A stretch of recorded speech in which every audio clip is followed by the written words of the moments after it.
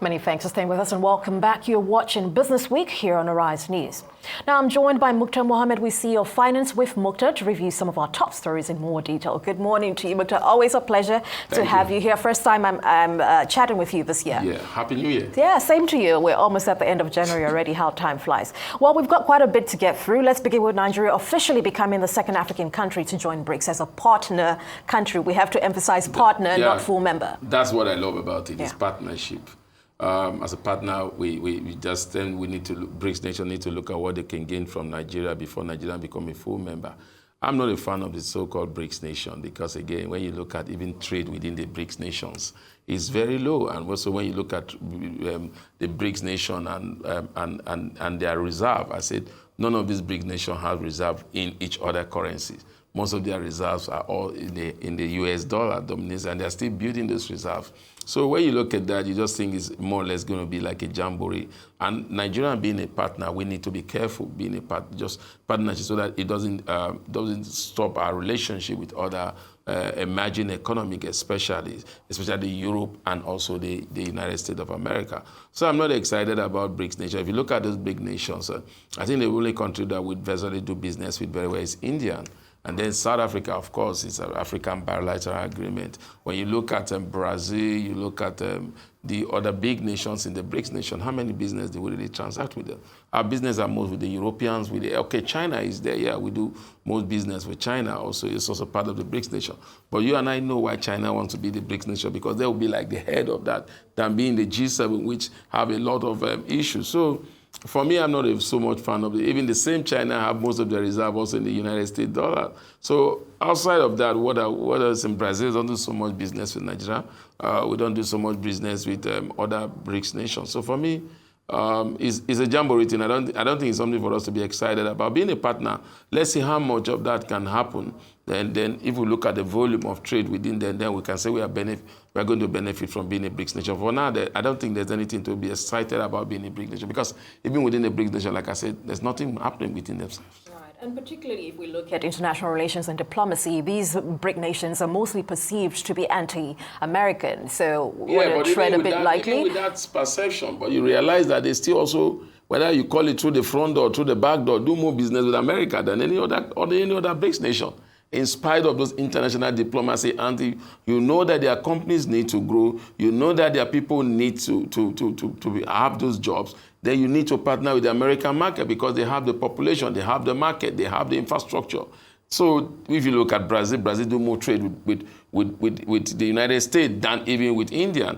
If you look at India, or you just need to look at their intellectual properties that they exported to the United States of America. You look at the CEO of Google, you look at the CEO, a lot of these are all Indians. And Indians practically build their foreign reserve by the exportation of their intellectual property, which in turn normally bring a lot of returns there. So they are not about to stop that either. So it's, for me, it's just, you say it internationally like, oh, we are anti-America, but you see them going there. The president of in India visited America even when Trump was, when Biden was the president. I'm talking about trade relationship with them. So you're saying, in essence, we really could do without this yeah, on the long definitely. term. All right. Well, still in Nigeria, we've seen a 50% tariff adjustment for telecom operators. But of course, this has been met with some sort of backlash from the NNC and end users.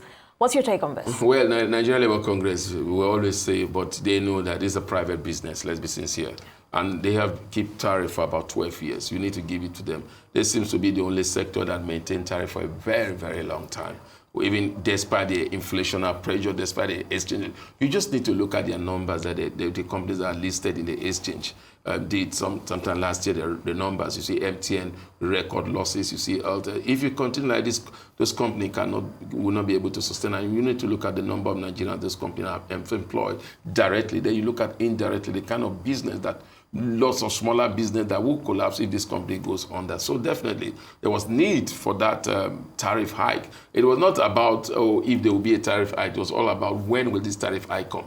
For me, if you look at some over the years, you realize that there's a little bit of lack of infrastructure investment in that sectors. So you have a lot of drop calls. You have a lot of challenges, even sending messages, even their data platform. So this 50%, I could help them improve their infrastructure and also look at ways to also better the sector going forward. For me, I think it's a good thing. But you can complain as you like. Even government itself, as a government, have also decided to increase in virtually everything. Talk less of a private business like that. They've enjoyed considerable thing in terms of in the area of stamp duty charges that were suspended. But remember that the new tax law has not even given them room for that.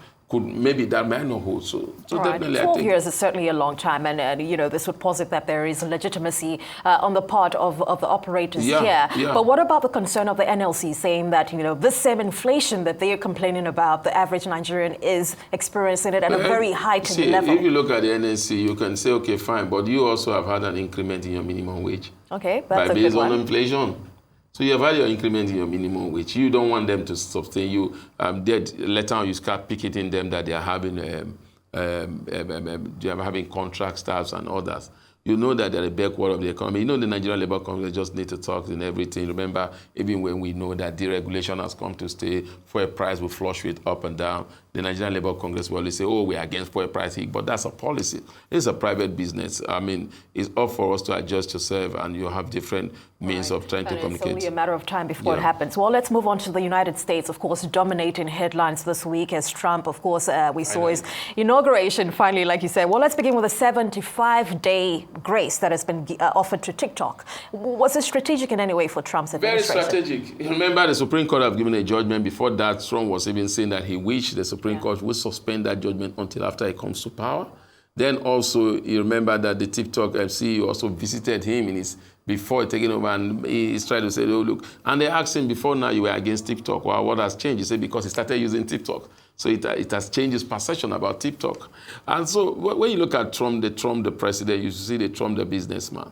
I'm saying, look, he's giving them 75 days. And behind the scene, he's already saying that you got to sell about 50 to 70% to American owners. Even within the scene, it has been suggested, why can't you send it to Elon Musk? So he's typically looking at it that there's an opportunity, especially for those businessmen that have really supported him, a time for them to have a share of it. Remember, they have the largest follower in America, but 170 million people on TikTok alone.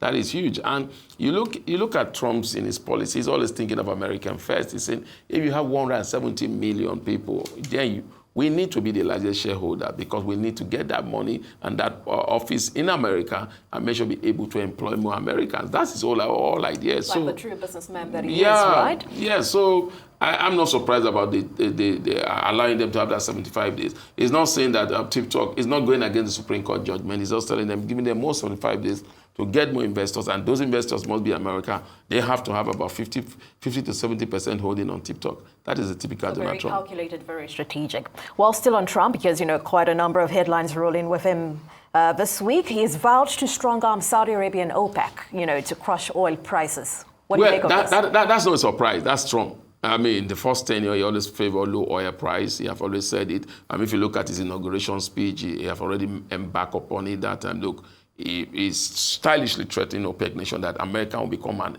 exporter of refined petroleum and even crude oil. So he's telling them, look, we are going to we're going to do more exploration. So he's saying we are going to also be partners. So he's thinking of flooding the market. That will crash price. And OPEC too are very sensitive. Remember the last OPEC meeting, they realized the quota to remain, even when they were planning to reduce quota. But they want to see what Trump is going to do. I think it was only Nigeria that was allowed to continue to do about 1.5 million barrels. All others, they said the status quo remained, but Nigeria was moved because we've not really been able to meet that standard. Now, the important things about that, again, to Nigeria as a nation, is that it could be, there's a disadvantage, low oil price, our foreign reserve will not be as better like we expect. Also, crude oil, also we'll see a drop in terms of our budget performance because most of it is stationed about a particular price.